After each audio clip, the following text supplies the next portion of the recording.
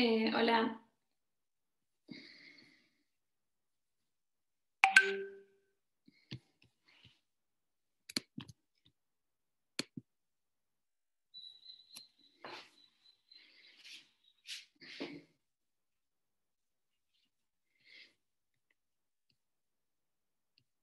Bueno, mañana es el recuperatorio, así que supongo que bueno, vamos a tener muy poca asistencia.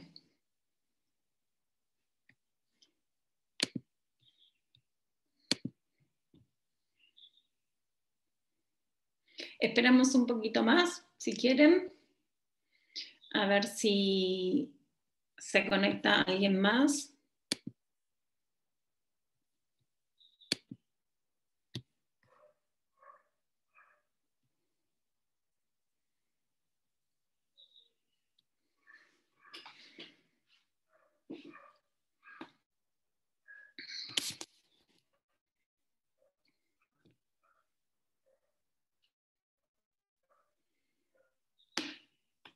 Bueno, en esta parte lo que vamos a hacer, vamos a seguir, ¿no?, con el estudio del programa. Ya avanzamos a otra bolilla, ¿no?, y a otros tipos penales.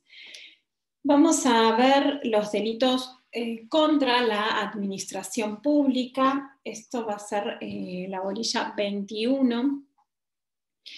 Y vamos a empezar a hablar del artículo 237 en adelante.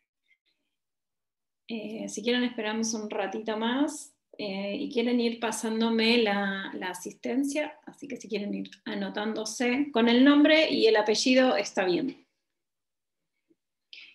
Entiendo que tuvieron una clase con el doctor Montenegro, en donde ya vieron una introducción de los delitos contra la administración pública, abuso de autoridad, y si vieron algo de falsa denuncia o falso testimonio, pero bueno, ya el doctor les habrá comentado, dado una introducción de lo que nos interesa, ¿no?, en esta parte, de estos delitos que tienen que ver, ¿no?, con la corrupción en el ejercicio de la función pública, o en algunos casos, como vamos a ver en los supuestos de cohecho, en donde puede ser el sujeto activo cualquier persona, ¿no?, que ofrezca una coima, ¿no?, a un funcionario, pero bueno, vamos a ir avanzando en cada figura penal.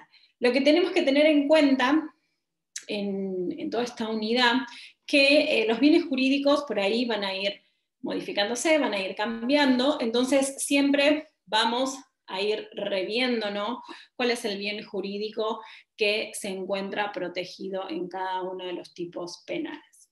Si bien en algunas legislaciones, como por ejemplo la legislación italiana, ya a estas figuras las denomina, muchas figuras de corrupción de funcionarios públicos, ya las denomina así, ¿no?, como delitos de corrupción, y no por ahí en nuestro articulado, en donde tenemos el cohecho activo, el cohecho pasivo, o la concusión, y bueno, vamos a ir viendo, ¿no?, mientras vamos avanzando, cuáles son los tipos penales. Ahora yo les voy a compartir.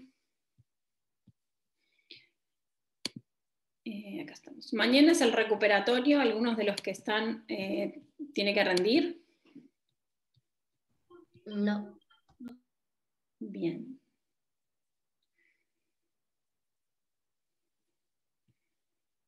Vamos a hacer así.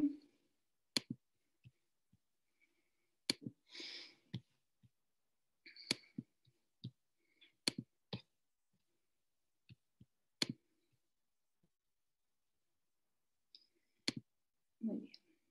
Bueno.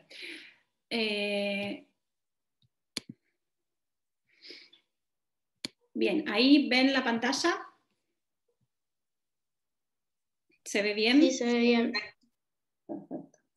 Bueno, en los delitos ya habíamos hablado, estos delitos contra la administración pública.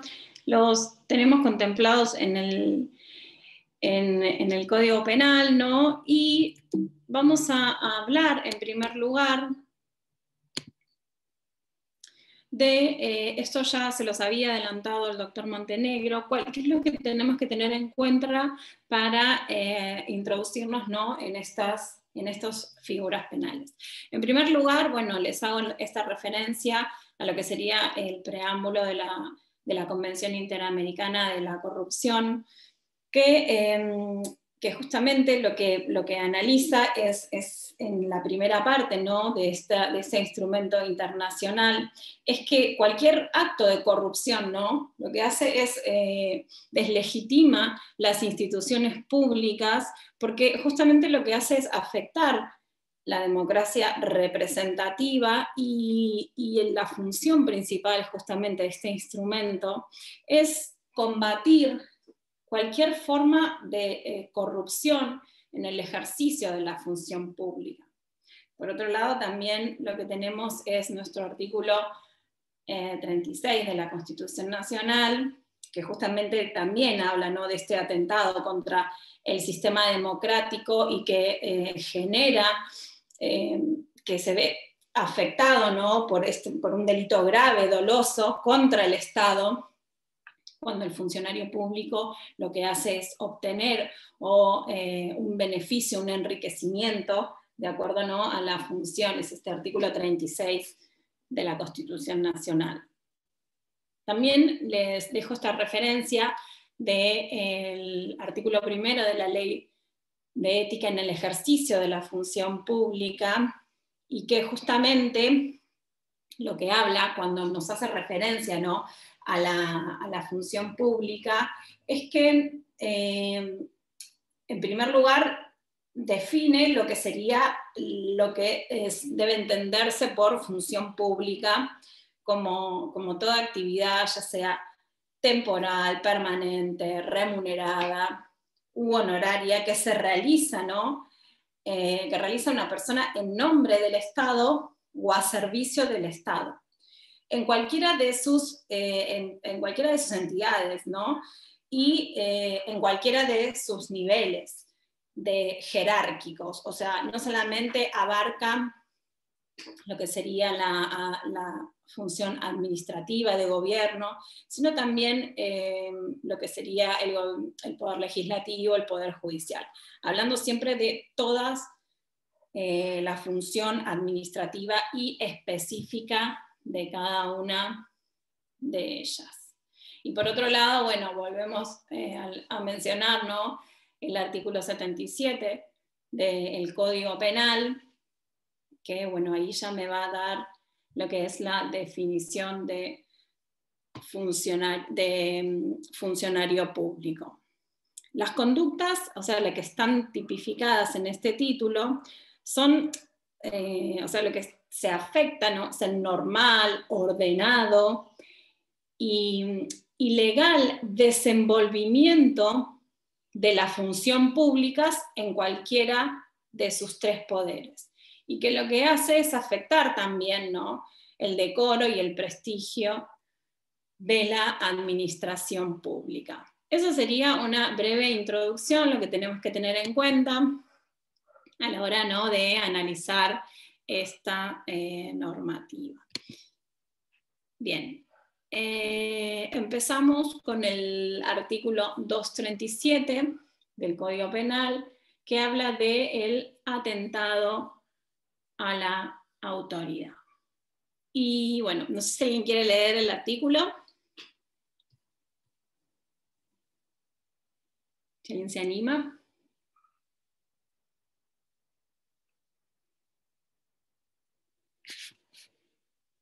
¿Alguien? ¿Nadie? Bueno.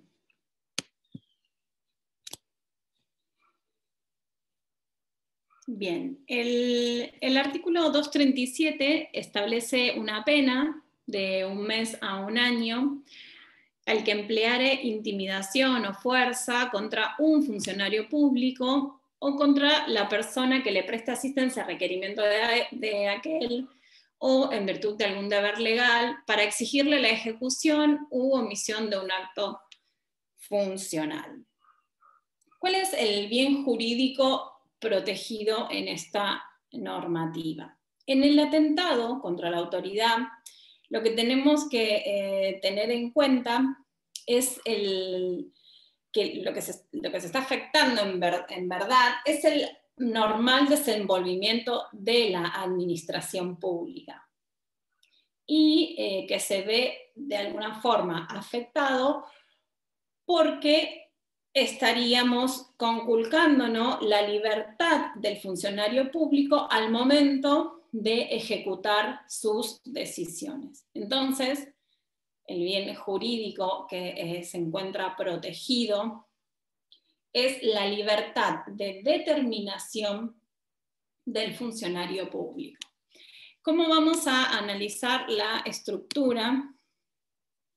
Bien, ¿cómo vamos a analizar la estructura típica? Cuando nosotros hablamos de estructura, vamos a analizar que el sujeto pasivo en esta normativa puede ser cualquier persona, el sujeto activo puede ser cualquier persona, y el sujeto pasivo va a ser el funcionario público que en el ejercicio de sus funciones o en referencia a la persona que le presta asistencia a su requerimiento o en virtud de un deber legal, entonces decimos que este es el sujeto pasivo, o sea, funcionario público o esta tercera persona que le está prestando asistencia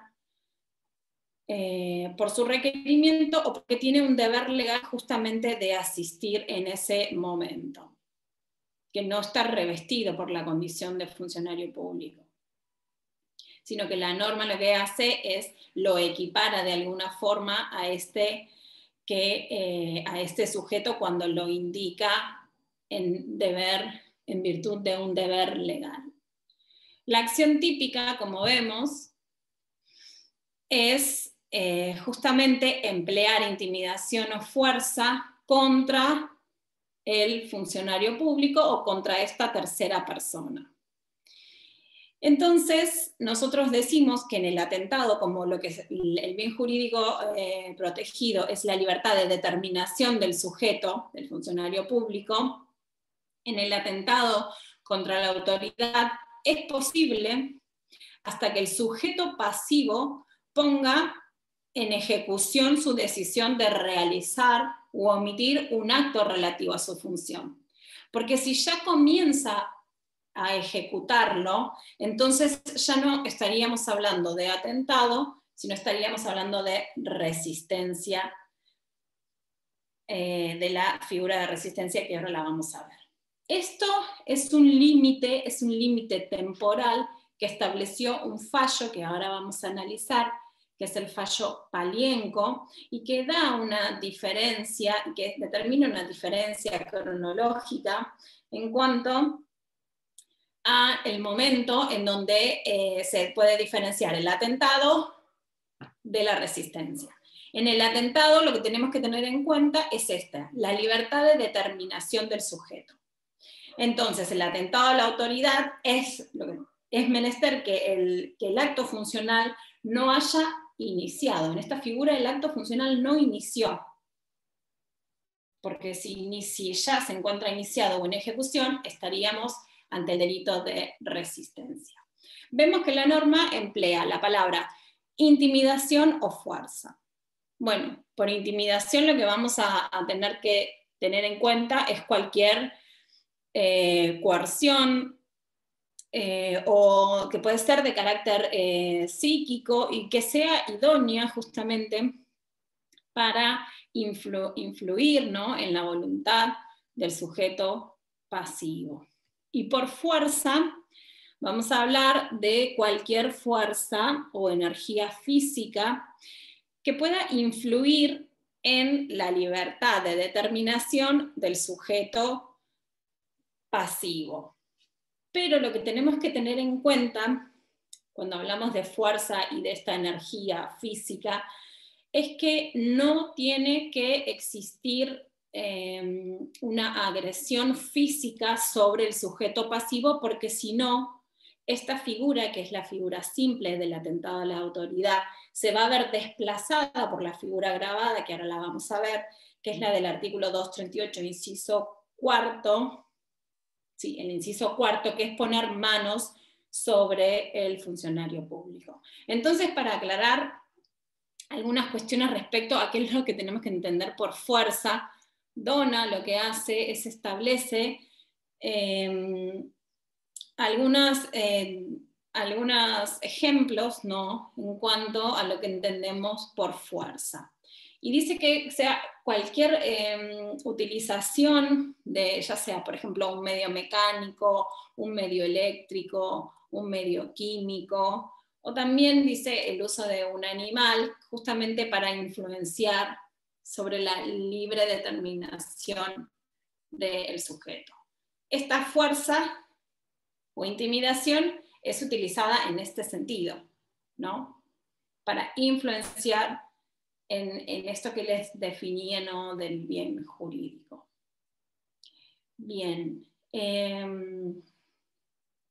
Entonces, bueno, ya hablamos del sujeto activo, el sujeto pasivo, también hablamos de la acción. Y en el tipo subjetivo, cuando vamos a analizar el dolo del sujeto, nosotros decimos, ¿no?, que en el aspecto cognoscitivo, ¿no?, el sujeto activo de la acción lo que hace es, tiene que conocer cuál es la calidad del sujeto pasivo, ¿no?, y que el acto que es exigido se encuentra dentro de las esferas o atribuciones de la función, de las funciones que te va a cumplir. Entonces, por ejemplo, si existiría un error respecto de la calidad o las condiciones del sujeto pasivo, o sea, no sabe que es un funcionario público, no sabe que es un policía, entonces ese error de tipo dejará a la conducta en una figura típica, o sea, no será aplicable este tipo penal. Entonces, en el aspecto cognoscitivo, para analizar el dolo, el sujeto que realiza fuerza o intimidación sobre el funcionario público tiene que conocer esta calidad. Ese es el primer aspecto que analizamos respecto del dolo. Y en el aspecto de la voluntad, en el aspecto volitivo, o sea, debe obrar justamente con la finalidad específica de querer imponerle ya al sujeto pasivo mediante la fuerza o intimidación la ejecución o la omisión de un acto relativo a sus funciones. Si no tenemos este elemento, ¿no?, subjetivo distinto del dolo, ya sea para que el sujeto haga o no haga algo relativo a su función, entonces no habrá un atentado, ¿no?, en el sentido de la norma. Ahora, esta figura penal se consuma, primero, ¿no?, para hacer una indicación de la norma del atentado a la autoridad. Decimos que es un delito de peligro y se consuma justamente con la acción, que es emplear intimidación o fuerza, con esta finalidad expresada, ¿no?, para exigirle la ejecución u omisión de un acto propio de sus funciones. Esta última parte que yo les decía es lo que estaba referenciando antes respecto del dolo. Entonces, la mayoría de la doctrina entiende que para estas figuras penales, para esta figura penal, la tentativa no sería posible. Bueno, esto sería una introducción del artículo 237 del Código Penal, y yo les había hecho referencia a el fallo Palienco. Primero, bueno, vamos a hacer esto. Vamos a ver esta diferenciación entre el atentado y la resistencia a la autoridad. Como les decía, en el delito de atentado, lo que está, el bien jurídico protegido justamente es la libertad de determinación, ¿no? La libertad de decisión del sujeto, ¿no? Y se le va a exigir la ejecución u omisión de un acto funcional, lo que mencionábamos en la norma, para exigirle la ejecución o la omisión de un acto funcional. El acto funcional, les mencionaba que no se encuentra iniciado, que no ha iniciado hasta ese momento. Entonces, si el acto funcional no se ha iniciado, estamos ante un atentado. Y justamente es posible hasta tanto el sujeto activo ponga en ejecución su decisión de realizar u omitir el acto funcional, porque de haberlo hecho o haberlo comenzado, entonces en este caso pasaríamos a el delito de resistencia. Y ahora vamos a analizar toda la norma, pero esto es para aclararles un poco cómo funciona esta normativa penal. En el delito de resistencia a la autoridad se emplea fuerza o intimidación contra el sujeto pasivo para impedir o trabar la ejecución de un acto propio de su función. Y acá está la diferencia, ¿no? Que es la ejecución de un acto propio de su función. El bien jurídico protegido, vamos a ver que ya no es la libertad de decisión, sino es la libertad de acción del funcionario. Una vez que ya ha iniciado, que ya ha tomado la decisión de actuar. El acto funcional, bueno, que se encuentra en vías de ejecución, y esto es lo que marca el límite temporal entre el atentado y la resistencia. Y, bueno, esto no sé por qué me quedó así. Muy bien.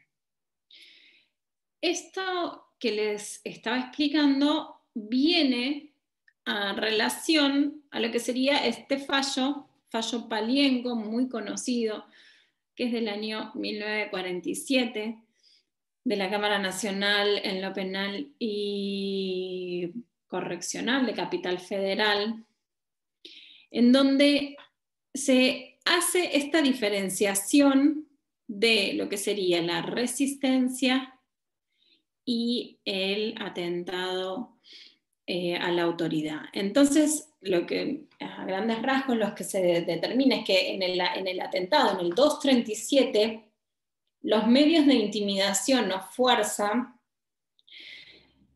no han sido puestos voluntariamente ni han comenzado. Esto que yo les decía, es un acto funcional que todavía no ha comenzado. El tercero lo que hace es ejerce violencia sobre el sujeto pasivo y para imponerle que realice o no realice algo relativo a su función. Pero en el delito de resistencia, que es el artículo 239 del Código Penal, esperen que se los voy a leer, el artículo 239 del Código Penal regula dos figuras penales, la resistencia y la desobediencia. Ahora vamos a avanzar sobre esto, pero para que vean la distinción, es el que resistiere o desobedeciere a un funcionario público en el ejercicio legítimo de sus funciones o a la persona que le presta asistencia a requerimiento de aquel o en virtud de una obligación legal.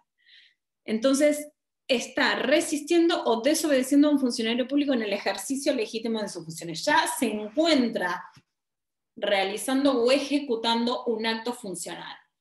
Entonces, ¿qué hace? El tercero se opone, resiste o desobedece. Resiste cuando lo hace en forma activa o desobedece cuando lo realiza en forma pasiva. Entonces, esta distinción es, este fallo es el que me determina cuando hay atentado y lo que se exige para la resistencia a la autoridad.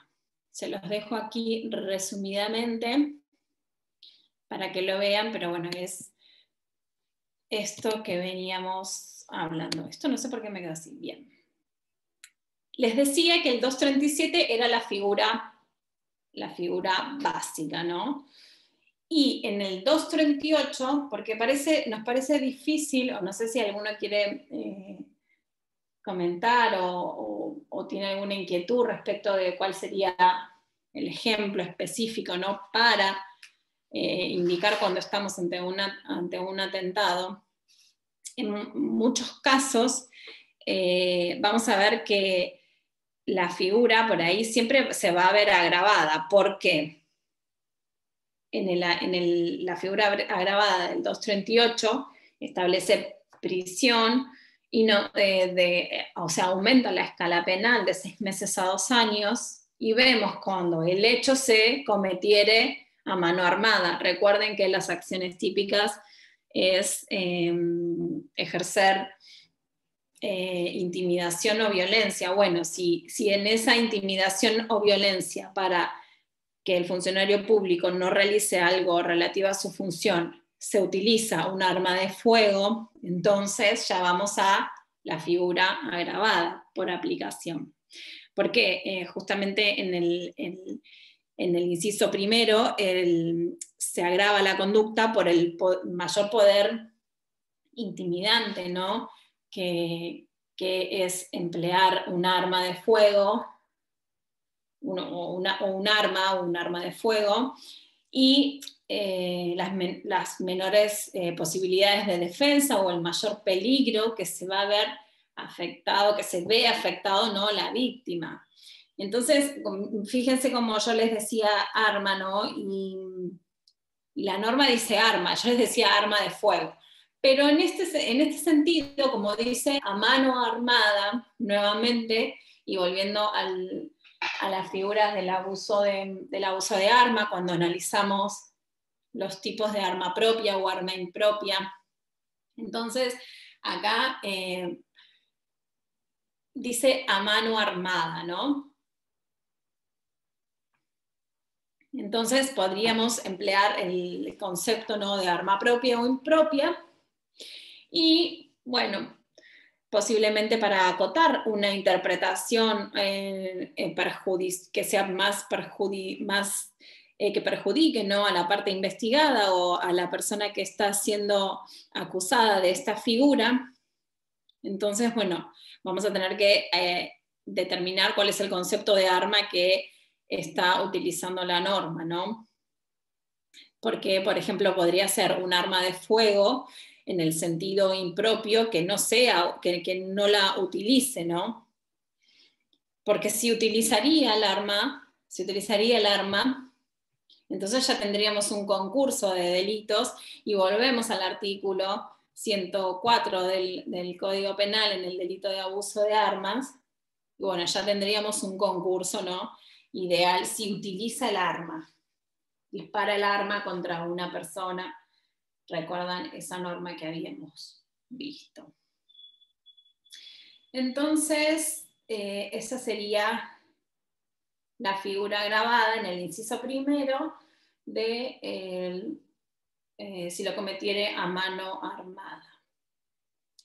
Supónganse que las personas que están siendo investigadas realizan varios robos con armas, disparan a la policía, disparan los vehículos o a los efectivos policiales, ¿no? Y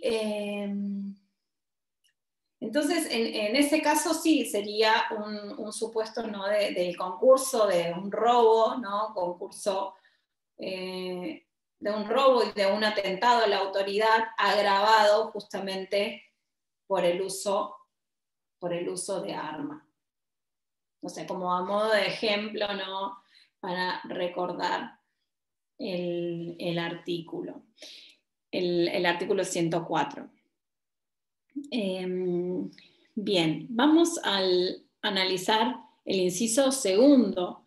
El inciso segundo, si se cometiere el hecho por una reunión de más de 3 personas. Entonces, acá vemos que el agravante atiende al mayor poder intimidante en el modo de cometer el hecho. Vemos que son más de 3 personas. Entonces, cuando hablamos de este tipo de agravantes, tenemos que tener en cuenta, ¿no? Que, por ejemplo, no va a ser necesario que haya un acuerdo previo entre ellos como para atentar, ¿no?, contra la autoridad.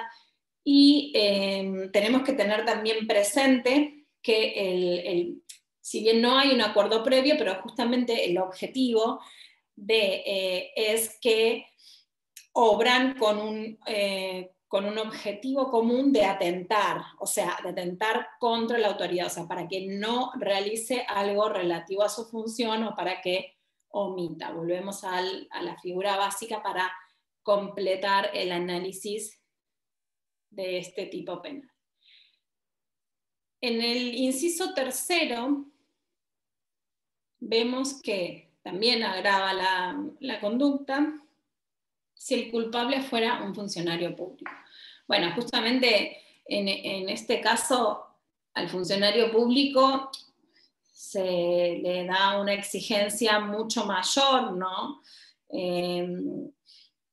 Que tiene que observar, ¿no?, las normas y tiene una mayor responsabilidad en cuanto al cuidado. Y vemos que además, en el caso de ser funcionario público, nos vamos al último párrafo, el reo, bueno, sufrirá además inhabilitación especial por el doble de tiempo de la condena. Entonces, si tenemos el inciso 3, además de la escala penal de 6 a 2 años, lo que vamos a tener es esta inhabilitación por el doble de tiempo de la condena. Cuando habla de funcionario público, es funcionario público en el sentido que hablamos de la norma de ética profesional y qué es lo que entendemos por funcionario público, y no respecto a la equiparación del artículo 240 que ahora vamos a analizar. Solamente funcionario público. Muy bien. Hasta acá todo bien porque estoy hablando como demasiado. ¿Todo bien? ¿Se entiende? ¿Necesitan alguna aclaración? No, vamos bien. Bien. Entonces, perfecto, aquí. Nos falta el inciso 4. Si el delincuente pusiera manos en la autoridad, y esto es lo que yo les refería, en la figura básica, o sea, solamente realiza fuerza o intimidación para doblegar la voluntad del funcionario público o la persona que la asista. Si pone manos en la autoridad, entonces ya nos vamos a la figura agravada, nos vamos al 238. Esto también atiende, ¿no?, la agravante a la mayor significación ofensiva en el hecho para la autoridad o el mayor peligro también que se representa para el sujeto pasivo.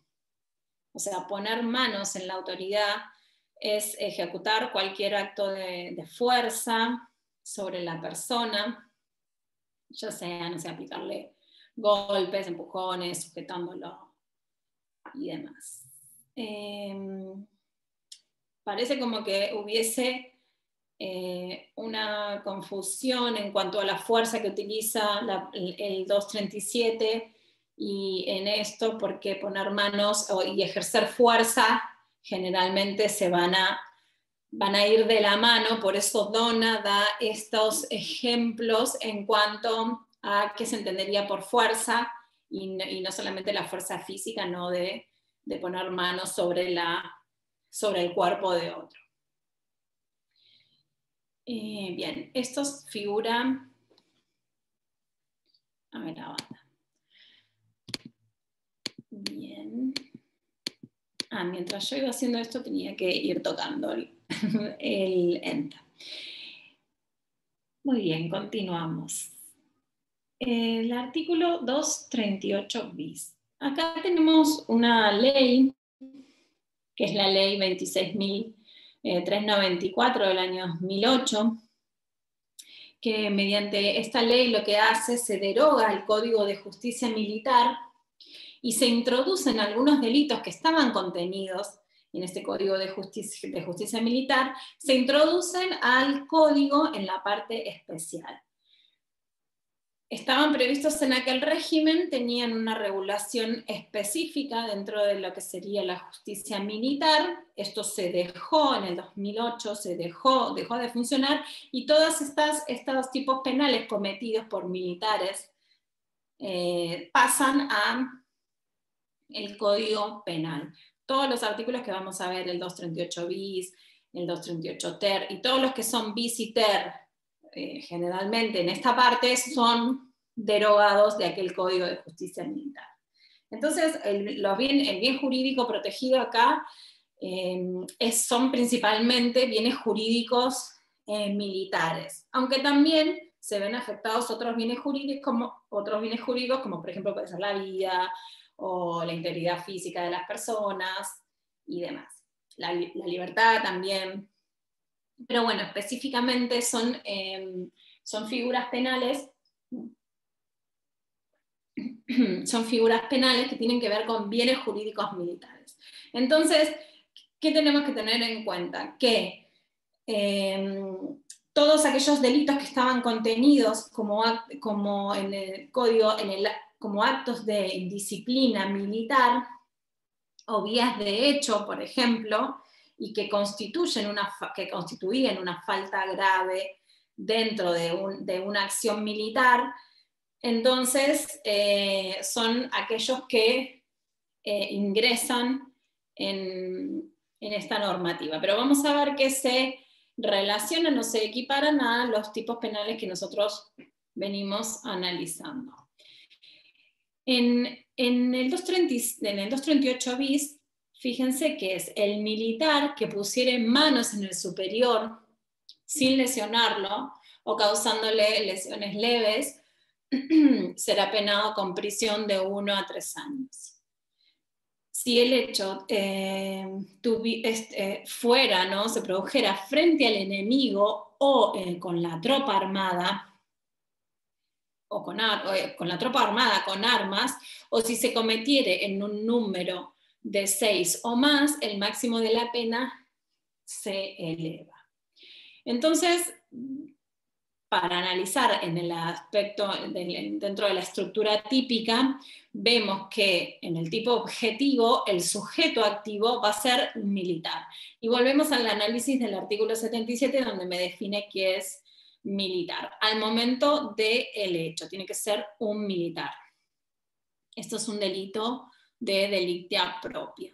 El sujeto pasivo, en este supuesto, va a ser también otro militar, pero es un militar de jerarquía superior.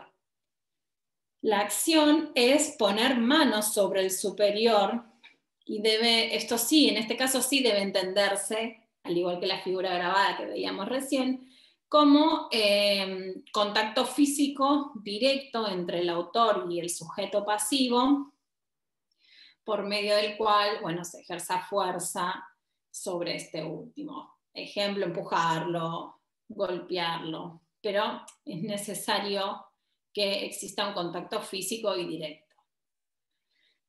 No hace falta que lo lesione, porque lo dice la propia norma, sin lesionarlo, causándole lesiones leves. En el análisis del tipo subjetivo vemos la importancia por ahí de esta normativa en cuanto a lo que serían, ¿no?, sublevarse contra un superior. Por eso les refería que se encontraban dentro de cuestiones disciplinarias, ¿no?, dentro de la normativa militar. Y para analizar, ¿no?, el tipo subjetivo en el dolo, el aspecto en qué conoce el sujeto. Y bueno, tiene que conocer de la calidad del superior, del militar, calidad superior de la persona que va a poner manos sobre él. Y en el aspecto volitivo, el autor, aún así, conociendo la calidad del superior, lleva el acto de fuerza sobre el cuerpo de la víctima aunque o sea, mejor dicho, implicando, ¿no? Un contacto directo y ejerciendo fuerza física. Esta figura penal requiere un dolo directo, ¿no? Dentro del análisis. Vemos que como al igual que en el delito de atentado, como es un delito de peligro, la tentativa no se admite, y que justamente se consuma. ¿Por qué? Porque se consuma con la acción de emplear la fuerza sobre el cuerpo del superior o del militar, se ocasione o no se ocasione una lesión. En el segundo párrafo agrava, ¿no? Es la figura agravada, elevando la escala penal, ¿no? A 6 años. Y bueno, está la indicación normativa frente a la tropa enemiga, o sea, delante de las tropas enemigas, ¿no? Sublevarse contra el superior, o frente a una tropa armada, o cuando se cometiera por un número de 6 o más personas y que atenten contra el superior.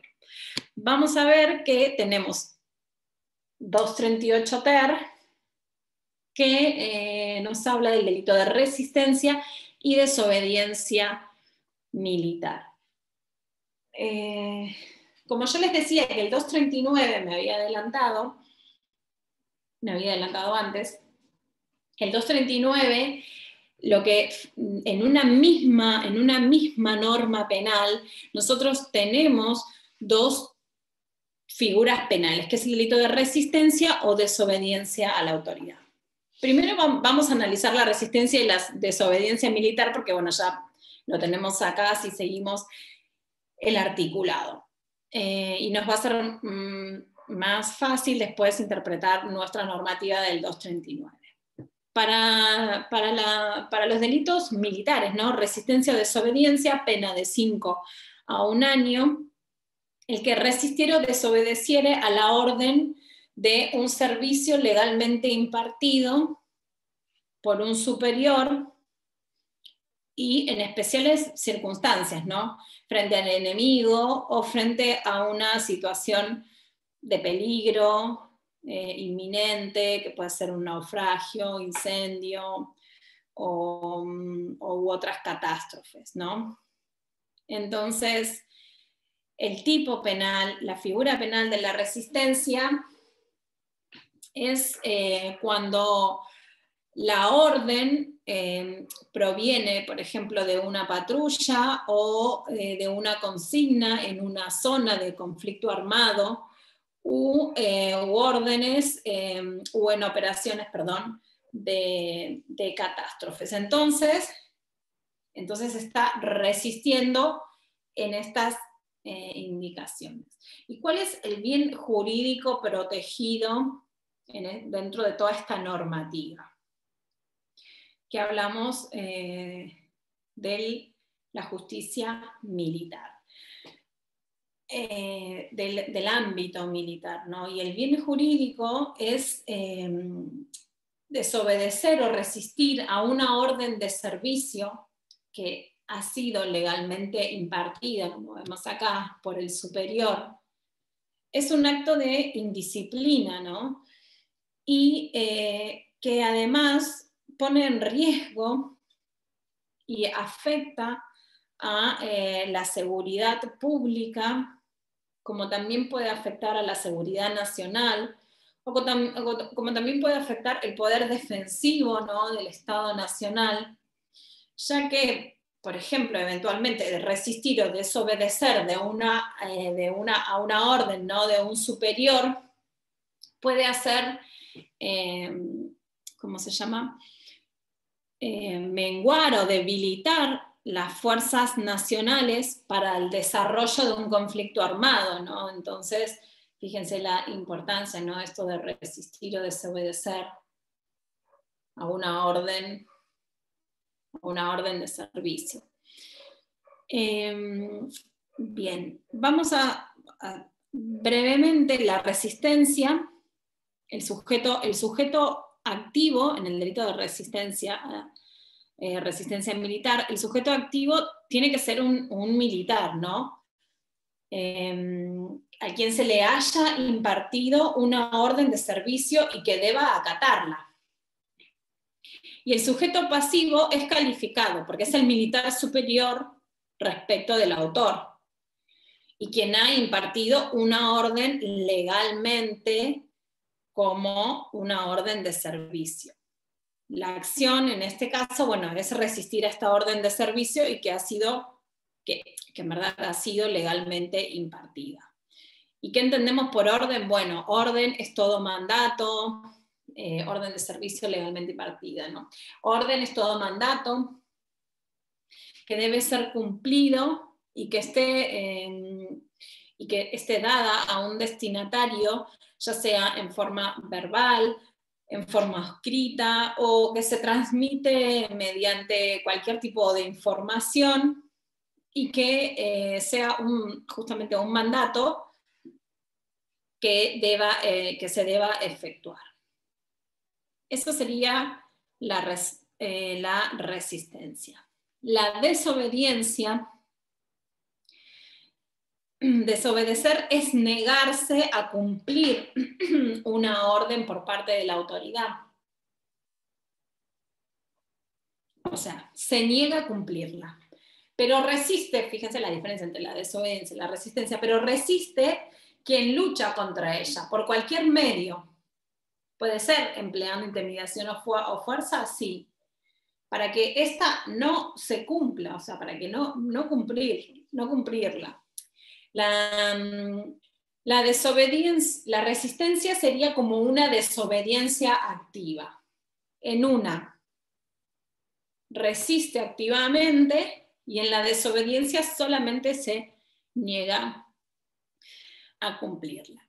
Vemos que la normativa, ¿no?, nos da distintas referencias de ocasión, circunstancias específicas donde debe darse, frente al enemigo, frente a una situación de peligro, incendio, naufragio u otros estragos, que sean suficientes, ¿no?, para afectar colectivamente, ya sea a las personas o a las cosas. Es un tipo subjetivo doloso, claramente, y el dolo está abarcado en el aspecto cognoscitivo.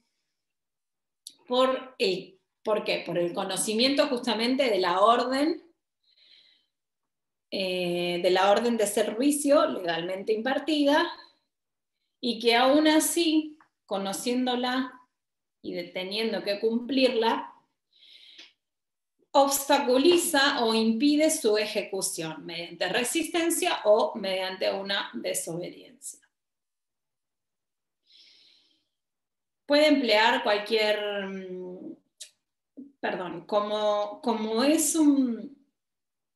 cuando se consuma, cuando emplea cualquiera de los medios típicos, ¿no?, ya sea intimidación o fuerza hacia el superior que impartió la orden. Entonces, en este momento se consuma, y al igual que las otras figuras que veníamos viendo, no admite tentativa. Después habla de resistencia. Bien. Bueno, con eso esta figura quedaría ya finalizada. Me faltó indicarles, ¿no?, que en la desobediencia, como hablamos de un tipo omisivo, ¿no?, desobedece, la situación típica, tenemos un tipo omisivo impropio, que justamente lo que hace es, se requiere la existencia de una orden de servicio, y la omisión en la desobediencia militar justamente implica no acatar esa orden, aún teniendo la posibilidad de realizar la conducta debida. Recordemos la de los tipos omisivos que hablábamos la clase pasada. La orden, ¿qué sucede? Debe ser de posible cumplimiento. Y lo mismo que cuando analizábamos la resistencia, tenemos esta referencia de determinadas circunstancias particulares, ¿no? Frente al enemigo, frente a una situación de peligro y demás. El dolo funciona de la misma manera en la desobediencia militar, o sea, sabe que está desobedeciendo una orden legalmente impartida y aún así obra con una específica finalidad, que sería no acatar esa orden. Entonces, pero por eso el tipo omisivo en la figura de desobediencia y la distinción entre la resistencia, que es activa, y la desobediencia, que es omisiva, pero dentro de una normativa, dentro de la misma normativa penal. ¿Qué es lo que vamos a analizar ahora en el artículo 239, ¿no? Que vamos a hablar del delito de resistencia a la autoridad. Y en esta figura penal, bueno, ya les había adelantado parte, ¿no?, de todo el análisis. Vemos, les pongo acá en negrita, resistiere o desobedeciere a un funcionario público en el ejercicio legítimo de las funciones, o a la persona que le presta asistencia, requerimiento de aquel o en virtud de un deber legal. Bien. 15 días a un año es la figura, la escala penal determinada para esta figura penal. Y el bien jurídico, ya lo habíamos mencionado, pero se los vuelvo a reiterar, es la libertad de acción de la autoridad pública. Se ve lesionado justamente el orden de la administración pública, porque se acata el libre ejercicio de la actividad funcional, cuando ya sea o se resiste o se desobedece a órdenes que imparte la autoridad. En la figura de resistencia, el sujeto activo puede ser cualquier persona, y el sujeto pasivo va a ser el funcionario público, nuevamente, o el particular que le presta colaboración. En la resistencia a la autoridad se resiste, como ya les decía, a como si fuese activamente. Entonces emplea fuerza o intimidación para oponerse al cumplimiento de la orden que ha sido impartida por la autoridad. O sea, se traba el ejercicio legítimo de la función cuando el funcionario ya está actuando, ya comienza a actuar. Y no se lo deja continuar, ¿no? Justamente porque resiste ejerciendo fuerza o intimidación. Porque si no comenzó a actuar, vamos a ir al delito de atentado a la autoridad. ¿Cómo es el acto funcional? El acto, o sea, como ya les dije, que comenzó a ejecutar, el funcionario público comenzó a ejecutar un acto funcional, este acto tiene que ser relativo a su competencia, ya sea material o territorial, y debe ser legal y no abusivo. ¿Por qué? Porque si el acto fuese, al contrario, fuese ilegal y abusivo, en la tipificación de las conductas, del tipo de la tipificación del delito para la resistencia a la autoridad, se exige que el funcionario público actúe dentro de la esfera de sus atribuciones. Porque si ejerce un acto abusivo, entonces la persona podría ejercer una legítima defensa ante un acto abusivo de un funcionario público, porque está justificado justamente por el ordenamiento legal. Tendría una causa de justificación. Si, por ejemplo, los policías llevan detenido a una persona sin que exista motivo suficiente, sino que lo realizan en forma abusiva, no existe un motivo para detener a una persona y posteriormente trasladarlo, por ejemplo, a la comisaría, entonces no habría resistencia si ellos ejercieron fuerza física o violencia sobre los funcionarios públicos para no acatar, para no... o sea, se están resistiendo justamente a ese acto. Entonces, decimos que la resistencia se da en este sentido y que justamente ante cualquier acto abusivo o arbitrario tenemos esta habilitación, esta causa de justificación, como sería la legítima defensa ante una agresión ilegítima. En el tipo subjetivo, ¿no? No sé si acá, a ver, resistencia, bien. Bueno, acá les hago unas aclaraciones en cuanto a... perdón.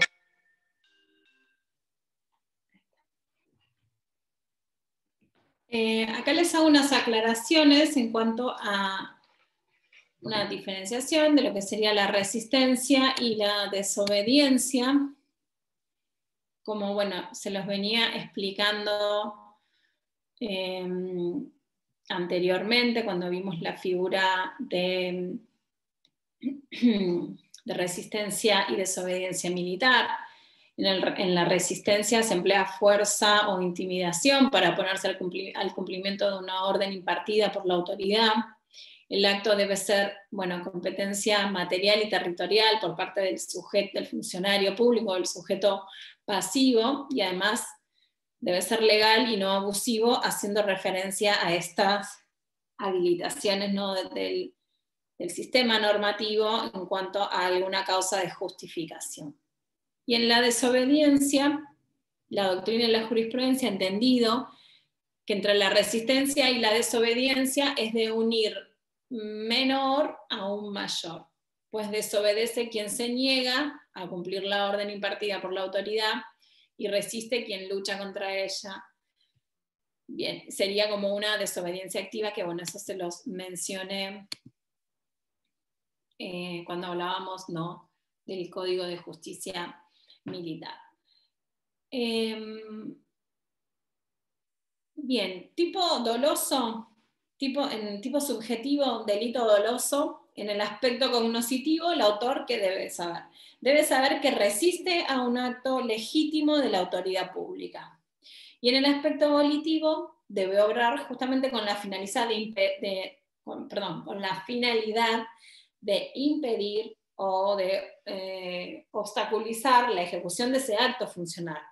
Por lo que esto nos estaría dando la idea que solo se puede realizar con dolo directo. Se consuma nuevamente mediante el empleo de cualquiera de los medios típicos, que serían intimidación, fuerza hacia la persona del funcionario público. La tentativa no es admisible. Muy bien. Resiste, desobedece. El delito de resistencia puede concurrir con otras figuras penales. Después les voy a poner unos ejemplos. Acá no se los puse en este PowerPoint, pero se los podría agregar. Y bueno, para terminar con este artículo, el 239, hablamos recién de todo lo que es el delito de resistencia, y aclarándonos un poco la desobediencia, ¿no?, que bueno, que funciona de la misma forma que, en cuanto a eso los refería recién, del Código de Justicia Militar. Y bueno, para que nos quede claro, porque les hablé de tres figuras penales. Les hablé del atentado, les hablé de la resistencia y les hablé de la desobediencia. En el atentado, tenemos el atentado. Entre el atentado y la resistencia hay un límite temporal que está dado. En el atentado se afecta la libertad de determinación del funcionario público, del sujeto pasivo. En la resistencia, este límite temporal, cuando ya comenzó a ejecutar el acto, estamos ante una resistencia. Y resiste quien lucha contra ese acto y desobedece quien niega un acto funcional. Como les decía anteriormente, en la desobediencia solamente va el sujeto activo, ¿no?, va a poder ser el destinatario de la orden. O sea, es la persona física a la cual está destinada la orden específica. Generalmente nosotros vemos que muchas resoluciones en los ámbitos civiles o en el ámbito de la ley de violencia familiar, vemos que cuando se le impone a alguien, por ejemplo, una restricción de acercamiento, se le impone bajo la penalidad del artículo 239, que es el delito de desobediencia, en el caso de incumplimiento no de la orden impartida. Pero para que se configure el delito de desobediencia tenemos que tener que cumplir determinados requisitos para que pueda entrar en vigencia este tipo penal. Entonces, les dije que el destinatario, tenemos que tener una persona física como destinatario de una orden judicial. ¿Qué pasa cuando se notifican a personas jurídicas, ¿no?, bajo este apercibimiento? Esta figura penal es un delito de mano propia, o sea, solamente pueden realizarla si yo estoy notificando a una entidad, por ejemplo, a una obra social, a OSDE, estoy notificando a OSDE sobre que tiene que cumplir una determinada tratamiento, ¿no?, un juez civil bajo apercibimiento del 239 de desobediencia de una resolución judicial. Esa orden tiene que estar dirigida hacia una persona determinada. O sea, es pasible una persona física. Entonces, cuando ustedes realicen este tipo de notificaciones y ejerzan la profesión, para que sea efectiva o válida algún tipo de responsabilidad, al margen de que en estos supuestos no puede darse, porque tiene que ser personas determinadas y que tengan una responsabilidad, siempre se debe indicar específicamente la persona del destinatario. Se tiene que determinar quién es la persona destinataria de la orden. El presidente de la Cámara, que se llama tal. Esta persona tiene la obligación de dar cumplimiento a una resolución judicial, si no va a ser pasible del artículo 239. Porque es un delito de mano propia. Solo puede ser autor quien se encuentre en las condiciones de llevar a cabo por sí la acción prohibida o lo que le está indicando la orden específica. El sujeto, ese es en cuanto a la indicación de... No sé si me estoy pasando con la hora, ¿no? ¿Cómo voy? ¿Voy bien? Bueno, no, termino... Bien. No, faltan 15 minutos. Termino con el 239. Entonces, les decía, sujeto activo, es un delito de mano propia. Entonces, solamente puede ser quien sea el destinatario. El sujeto pasivo, ¿quién es? El funcionario público o el particular, como decía aquella indicación normativa, que presta asistencia de aquel o a requerimiento o en virtud de una obligación legal. Como estoy diciendo que la desobediencia es un tipo omisivo impropio y requiere la existencia de un mandato que sea emitido por la autoridad. Entonces, este mandato, esta orden, que puede ser escrita, verbal, dada en forma directa, aunque no sea, por ejemplo, aunque sea en presencia del funcionario público, puede ser dada a una o más personas para que hagan o no hagan algo, pero tiene que haber una orden, porque sin orden y sin destinatario no hay una desobediencia posible. La orden como mandamiento, a su vez tiene que tener un objeto, ¿no? Que sería la ejecución de una resolución, que ya sea un acto, una sentencia, un decreto, o en este caso de violencia familiar, como les mencionaba en el ejemplo, podría ser no acercarse a tantos metros de la persona que lo estaría denunciando por violencia. Entonces, en ese caso hay una orden, o un decreto, o un auto, que le está indicando, le está determinando específicamente qué es lo que tiene o no tiene que hacer. No son órdenes, por ejemplo, cualquier disposición de carácter general. Las disposiciones de carácter general no son órdenes, y tampoco aquellas que están dadas a personas indeterminadas. Tiene que estar dada a una persona o a un grupo de personas determinadas, a un grupo de riesgo determinado, pero tiene que estar específicamente a quiénes. El sujeto destinatario de esa orden, como estoy hablando de un tipo omisivo, nuevamente reitero, tiene que tener la posibilidad de realizar la conducta debida, de la orden impartida, ya sea una acción o una omisión. Debe permanecer los ciudadanos en sus domicilios durante el periodo de vigencia del aislamiento social obligatorio. Bueno, debe tener una indicación específica. Entonces, ¿qué más sucede? Otra indicación respecto del delito de desobediencia. No debe referirse, por ejemplo, a cuestiones relativas a intereses patrimoniales o de índole patrimonial.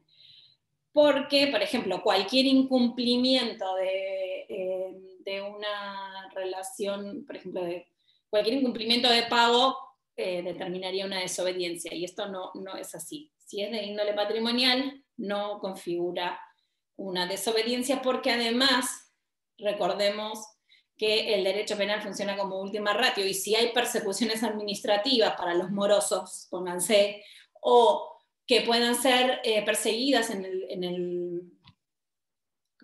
el derecho civil, entonces ya vamos a ir a esa normativa.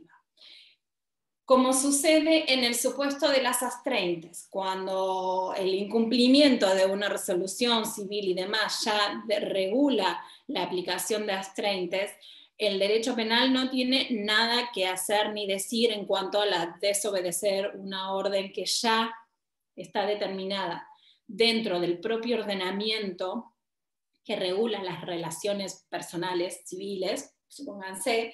Entonces tampoco se aplicaría el delito de desobediencia. Desobedecer, también decían algún autor, que por ejemplo no es desobediencia cuando yo desobedezco la orden de mi propia detención. O sea, si la policía me dice deténgase, o sea, como que me están persiguiendo, o sea, yo puedo desobedecer la orden de mi propia detención. Bueno, sí, porque Soler, por ejemplo, decía que el artículo 280, ¿no?, que determina la evasión o quebrantamiento de penas cuando quien se encuentra legalmente detenido evadiere sin ejercer violencia física sobre las personas o fuerza sobre las cosas, entonces como que tampoco sería imputable la figura del 239, si lo que se desobedeciere es la orden relativa a la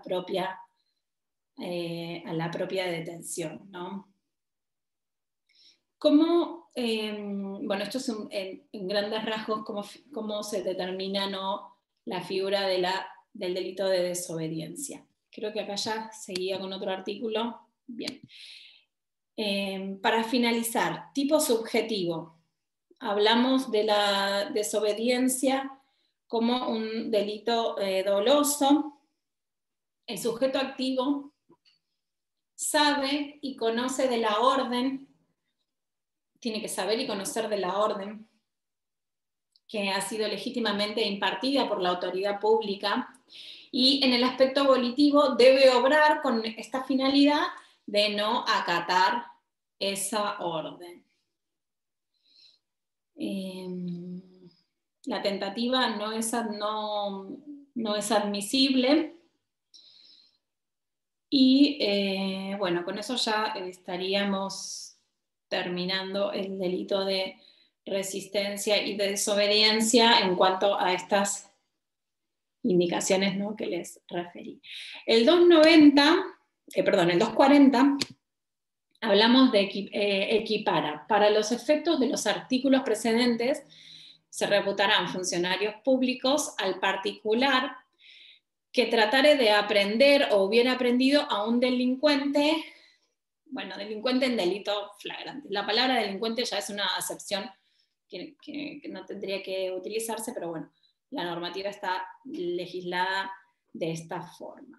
Entonces, hay una equiparación de cualquier particular que se encuentre dentro de estas condiciones ante la comisión de un delito flagrante. Entonces a ese particular lo que hace el ordenamiento jurídico lo reviste como si fuese un funcionario público.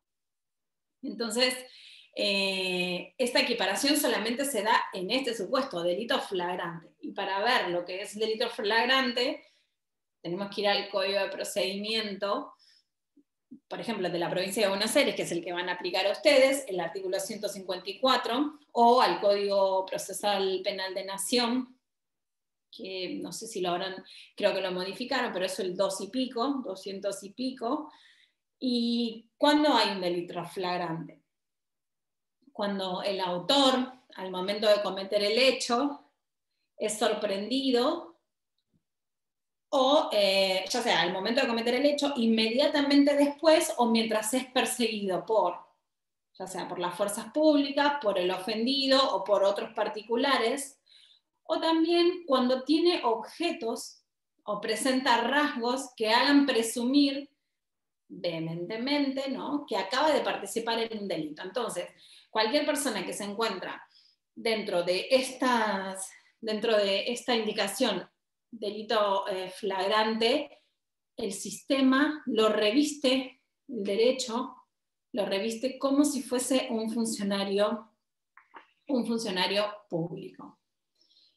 Si bien la norma se refiere a los dos artículos precedentes, pero bueno, entendemos que sería no con los bis, ¿no?, del Código de Justicia Militar, sería el atentado agravado, la resistencia y la desobediencia. Pero también la remisión sería al 237, ¿no? Sería para el atentado en la figura simple también. Bien. Atentados leves. Bueno, y esto ya seguimos la próxima clase. Ya seguimos para la próxima clase con los otros artículos, que sería el atentado leve, y después no sé si vamos a atentado leve. Después tenemos motín, abuso de autoridad, y ya continuamos con los otros delitos funcionales. Bueno, y con eso ya termino la clase de hoy. Gracias por la concurrencia, chicos, los que se quedaron. Y nos vemos el próximo martes. Mañana para los que tengan que rendir, sí. En el 238 bis me quedó la duda de cuál sería el bien jurídico protegido, porque dice que no lo tiene que lesionar, entonces me confundí. En el 238, Bis. no, es el mismo el bien jurídico. Ah, sigue siendo el mismo, ok. Sí, sí, es el mismo el bien jurídico. ¿Por qué te quedó la duda? No, porque también pensé el tema pensé en la integridad física o algo por el tema de causar lesiones leves, pero no, me hice ahí un Mario. No, porque en verdad es el bien jurídico protegido, es militar, ¿viste? Como les mencionaba. Pero no, como es poner manos, por ahí la normativa dice se causaren o no lesiones de las leves, pero si se causaren lesiones, otro tipo de lesiones, ya habría un concurso. Ya entraríamos a la figura como en un concurso, pero en este caso no es el mismo bien jurídico protegido en cuanto les mencionaba, ¿no? De los bienes jurídicos militares. Si se realiza otro tipo penal con la misma acción del atentado, entonces, bueno, vamos a los concursos de delitos. Claro, gracias. Bien, bueno, chicas, gracias. Nos vemos la próxima clase. Buenas semanas, hasta luego. Gracias. Chao.